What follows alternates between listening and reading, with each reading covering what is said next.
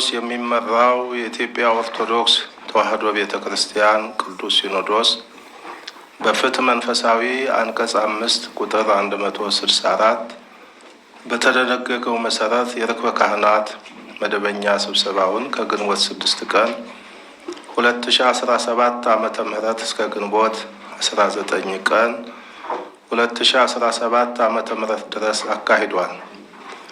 የመንበረ ሐዋርያት ወራሽ የሆነው ቅዱስ ሲኖዶስ በቤተ ክርስቲያናችን አንድነትና እድገት፣ ለሀገር ሰላምና መረጋጋት፣ ለሐዋርያዊ ተልእኮ መስፋፋትና ለመንፈሳዊ ልዕልና ልዩ ትኩረት በመስጠት አስፈላጊ ውሳኔዎችን አስተላልፏል።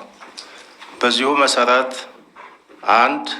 ለሰላምና ለአንድነት ቅድሚያ በመስጠት ምትክ ለሌለው የሰው ልጅ ሕይወት ባላደራ የሆነው ቅዱስ ሲኖዶስ ስለ ሰላም ያለማቋረጥ መጸለይ፣ ጸሎተ ምህላ ማወጅ፣ የሰላምና የአንድነት ጥሪ ማስተላለፉ እንደተጠበቀ ሆኖ ለሰላምና ለአንድነት ልዩ ትኩረት ሰጥተው ሁሉን አቀፍ ስራ የሚሰሩ ብፁዓን አበው ሊቃነ ጳጳሳትን የሀገራዊ ሰላምና የቤተ ክርስቲያን አንድነት ኮሚቴ በማድረግ ቅዱስ ሲኖዶስ ሰይሟል። ኮሚቴውም ዘላቂ ሰላምንና አንድነትን ለማስፈን የዜጎችን ሕይወት እየነጠቀ ያለው ግጭት እንዲቆም ጥረት እንዲያደርግ የቅዱስ ሲኖዶስ አባላትን ባካተተ መልኩ በየደረጃው የምክክርና የግንዛቤ ማስጨበጫ ስልጠና፣ ውይይቶችንና የጥናት መድረኮችን እንዲያዘጋጅ አፈጻጸሙንም በየ3 ወሩ ለቋሚ ሲኖዶስ ሪፖርት እንዲያደርግ ቅዱስ ሲኖዶስ ወስኗል። 2. ለሰዋስወ ብርሃን ቅዱስ ጳውሎስ መንፈሳዊ ኮሌጅ የትርጓሜ መጻሕፍትና የሴሚናሪ ደቀ መዛሙርት የሚሰጠው የምስክር ወረቀት ዲግሪ እንዲሆን በተወሰነው መሰረት በመማር ላይ ያሉትና በቀድሞው ስርዓተ ትምህርት ተምረው በመመረቅ ቤተ ክርስቲያናችንን በማገልገል ላይ የሚገኙት ምሩቃን ተጓዳኝ ትምህርቱን ተምረው ዲግሪያቸውን ማግኘት እንዲችሉ የቀረበው ስርዓተ ትምህርት ተግባራዊ እንዲደረግ በኮሌጁ የተጀመረው ሁለገብ ህንጻም በተያያዘለት የጊዜ ሰሌዳ መሰረት እንዲጠናቀቅ ቅዱስ ሲኖዶስ ወስኗል። በገዳማት አስተዳደር መምሪያ አስፈጻሚነት የተደረገው የአንድነት ገዳማት ሀገር አቀፍ የምክክር ጉባኤ በየዓመቱ እንዲካሄድና የአቋም መግለጫው ላይ የቀረቡት ሀሳቦች በመንበረ ፓትርያርክ ጠቅላይ ጽሕፈት ቤት በኩል እየታዩ በቅደም ተከተል እንዲፈጸሙ ቅዱስ ሲኖዶስ ውሳኔ አስተላልፏል። 4. የኢትዮጵያ ኦርቶዶክስ ተዋሕዶ ቤተ ክርስቲያን ለሀገራችን እድገትና ስልጣኔ ፈርቀዳጅ በመሆን ያበረከተችው አስተዋጽኦ በታሪክ ምዕራፍ ውስጥ ጉልህነት ያለው ሲሆን አሁንም እየተሰራ ባለው የኮሪደር ልማት መርሃ ግብር ላይ ኃላፊነቷን እየተወጣች ትገኛለች።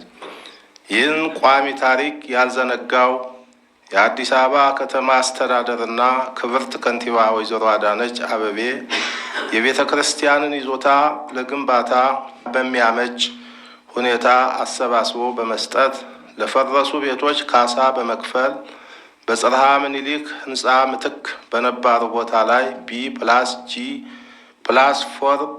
ቴራስ በመንግስት በጀት መልሶ እንዲገነባ በማድረጋቸው ቅዱስ ሲኖዶስ ምስጋናውን ያቀርባል። በይዞታዎቻችንም ላይ ደረጃውን የጠበቀ ግንባታ ለማካሄድ የገቢ አሰባሳቢ ኮሚቴ ተሰይሞ ገቢ የማሰባሰብ ስራው በህጋዊ መንገድ እንዲከናወን ቅዱስ ሲኖዶስ መመሪያ ሰጥቷል። በመሆኑም በፈረሱት ቤቶች ምትክ የተረከብናቸውን ክፍት ቦታዎች በአጭር ጊዜ ማልማት ግዴታ ስለሆነ በዓለም ዙሪያ ያላችሁ ኦርቶዶክሳውያን የመንፈስ ቅዱስ ልጆቻችን እንደ አባቶቻችሁ የታሪክ ባለቤቶች ተሆኑ ዘንድ ልማቱን በገንዘብና በእውቀት እንድታግዙ ቅዱስ ሲኖዶስ ጥሪውን ያቀርባል።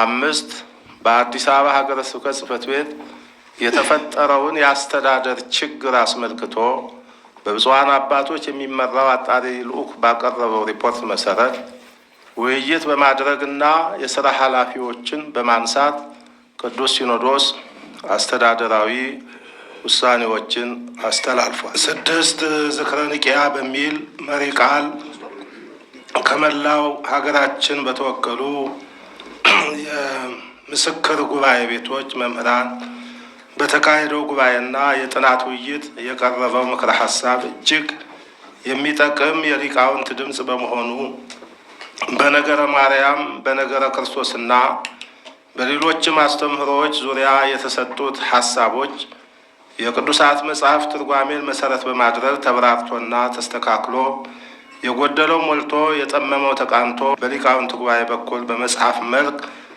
እንዲታተም በሚዲያ ሊተላለፍ የሚገባው አስተምህሮ ደግሞ በሊቃውንት ጉባኤ ብቻ እንዲተላለፍ የሊቃውንት ጉባኤውም በተሟላ የሰው ኃይልና በጀት ተጠናክሮ እንዲደራጅ ሀገር አቀፍ ጉባኤው በዓመት 2 ጊዜ እንዲደረግና የጉባኤው መዋቅር በየአህጉረ ስብከቱ እንዲጠናከር ቅዱስ ሲኖዶስ ወስኗል።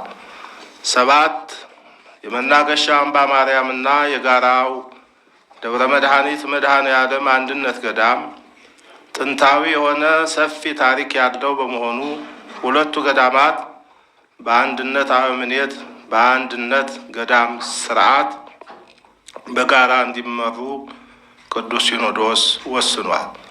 8 በቅድስት ሀገር ኢየሩሳሌም የኢትዮጵያ ኦርቶዶክስ ተዋሕዶ ቤተክርስቲያን ገዳማት መነኮሳትን ከመላክ ጀምሮ በአስተዳደራዊና ቀኖናዊ አሰራር ክፍተት ምክንያት የተከሰቱ ችግሮችን በማረምና ሊቀ ጳጳሱን በማዛወር ማዕከላዊ መዋቅር እንዲጠበቅ ቅዱስ ሲኖዶስ የወሰነ ሲሆን ነባሩ መተዳደሪያ ደንብ ተሻሽሎ እንዲቀርብ በብፁዓን ሊቃነ ጳጳሳት የሚመራ ኮሚቴ ሰይሟል።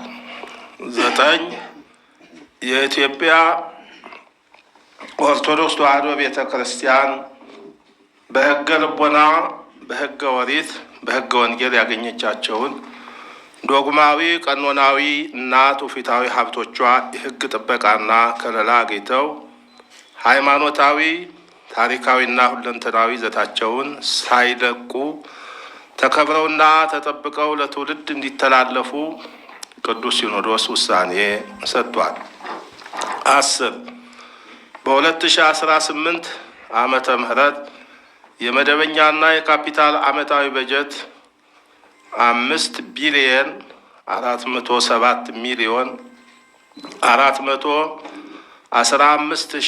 5,407,415,607 ብር ከ25 ሳንቲም እንዲሆንና የበጀት አርስቱ ተጠብቆ ስራ ላይ እንዲውል ቅዱስ ሲኖዶስ ወስኗል። 11 በቅድስት ሥላሴ መንፈሳዊ ዩኒቨርሲቲ በመገንባት ላይ የሚገኘውን ህንፃ በተመለከተ የተፈጠረው የአሰራር ግድፈት እንዲታረም ዩኒቨርሲቲው ከባንክ ጋር የገባው የብድር ውል እንዲቋረጥና በራሱ አቅም እንዲገነባ ሆኖ የቤተ ክርስቲያናችንን አንጡራ ሀብት ማለትም ህንፃዎችን፣ መሬቶችንና ሌሎች ቋሚ ንብረቶችን በማስያዝ የሚደረጉ ብድሮች ተፈጻሚ እንዳይሆኑ የሚያደርግ መመሪያ ለሁሉም አህጉረ ስብከት እንዲተላለፍ ቅዱስ ሲኖዶስ ወስኗል። 12 የቤቶችና ህንፃዎች አስተዳደር ልማት ድርጅትን አስመልክቶ በቀረበው ሪፖርት መሰረት የስራ ክፍተቱን በማረም በየደረጃው ያሉ ኃላፊዎች እንደየጥፋታቸው እንዲጠየቁና እንዲታረሙ ቅዱስ ሲኖዶስ ውሳኔ ሰጥቷል። 13 የቅዱስ ሲኖዶስ ዋና ጸሐፊና የመንበረ ፓትርያርክ ጠቅላይ ቤተ ክህነት ጽሕፈት ቤት ዋና ስራ አስኪያጅ ምርጫን አስመልክቶ በስራ ላይ የነበሩት ብፁዓን አባቶች የስራ ዘመናቸውን ያጠናቀቁ በመሆኑ ለቀጣይ 3 ዓመታት የሚሰሩ ብፁዓን አባቶችን ለመምረጥ እጩዎችን የሚያቀርቡ ብፁዓን አበው ሊቃነ ጳጳሳትን በመሰየም ምልዓተ ጉባኤው ተገቢውን ምርጫ አከናውኗል። በዚህም መሰረት ለቅዱስ ሲኖዶስ ዋና ጸሐፊነት ብፁዕ አቡነ ዲዮስቆሮስ በደቡባዊ ዞን ማይጨው የደቡባዊ ምስራቅ ትግራይ የራያ አህጉረ ስብከት ሊቀ ጳጳስን መርጦ ሰይሟል። ለመንበረ ፓትርያርክ ጠቅላይ ቤተ ክህነት ጽሕፈት ቤት ዋና ስራ አስኪያጅ ብፁዕ አቡነ ሳዊሮስ የደቡብ ምዕራብ ሸዋ የሸገር ከተማ እና የምስካየ ሕዙናን መድኃኔዓለም ገዳም የበላይ ኃላፊ ሊቀ ጳጳስን መርጦ ሰይሟል። ብፁዕ አቡነ ሕርያቆስ የሀዲያና ስልጤ አህጉረ ስብከትን እንደያዙ የአዲስ አበባ ሀገረ ስብከት ሊቀ ጳጳስ፣ ብፁዕ አቡነ ናትናኤል የቅድስት ሀገር ኢየሩሳሌም ሊቀ ጳጳስ ሆነው እንዲሰሩ ቅዱስ ሲኖዶስ መርጦ ሰይሟል። ብፁዕ አቡነ ሄኖክ የደቡብና ምዕራብ አፍሪካ ሀገረ ስብከት ሊቀ ጳጳስ፣ ብፁዕ አቡነ ናትናኤል የሚኒሶታና የኮሎራዶ አህጉረ ስብከት ሊቀ ጳጳስ ሆነው እንዲሰሩ ቅዱስ ሲኖዶስ መድቧል።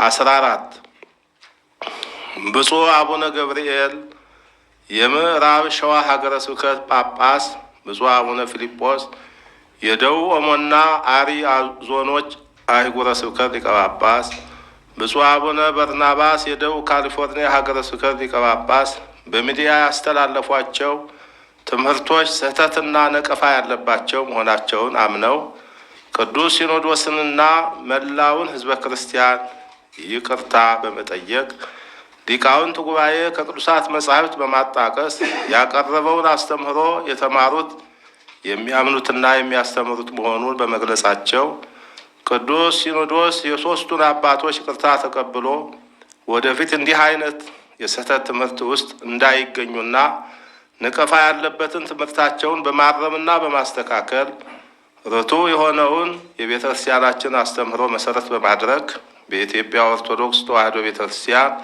መገናኛ ብዙኃን ስርጭት ድርጅት በመቅረብ ትምህርት እንዲሰጡ በማለት ምልዓተ ጉባኤው ወስኗል። 15 በሀገር ውስጥ እና በውጭ ሀገር የሚኖሩ በግልና በቡድን ተደራጅተው ማህበራዊ ሚዲያዎችን በመክፈት ከሃይማኖት ስነ ምግባር በወጣ መልኩ የቤተ ክርስቲያናችንን ልዕልና የቅዱስ ሲኖዶስን ክብር የሚጋፋ የአባቶቻችን የአገልጋዮችን ተልዕኮ የሚያደናቅፍ ያልተገባና መሰረት የሌለው መግለጫ የሚያሰራጩ አካላት እንዲታረሙ ቅዱስ ሲኖዶስ በአጽንኦት ለአንዴና ለመጨረሻ ጊዜ በጥብቅ ያሳስባል።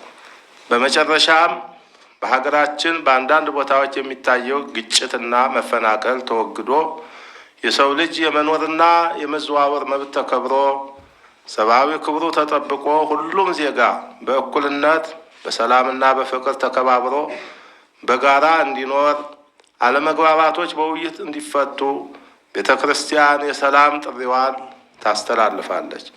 ግጭት፣ ጥላቻና ደም ማፍሰስ አካል ከማጉደልና ንብረት ከማጥፋት በቀር የሚያመጡት ክብርና ዘላቂ ሰላም ስለሌለ ልጆቻችን ችግሮችን በሰላማዊ መንገድ እንዲፈቱ ቅዱስ ሲኖዶስ ደጋግሞ ጥሪውን በማቅረብ በመላው ዓለም ጦርነት ባለባቸው ሀገራት ሁሉ ሰላምና እርቅ እንዲሰፍን በመጸለይ ቅዱስ ሲኖዶስ ግንቦት 20 ቀን 2017 ዓመተ ምህረት ዓመታዊ ጉባኤውን በጸሎት አጠናቋል። እግዚአብሔር አምላክ ኢትዮጵያንና ሕዝቦቿን ይባርክ። ወስብሐት ለእግዚአብሔር አሜን። ግንቦት 20 ቀን 2017 ዓመተ ምህረት አዲስ አበባ ኢትዮጵያ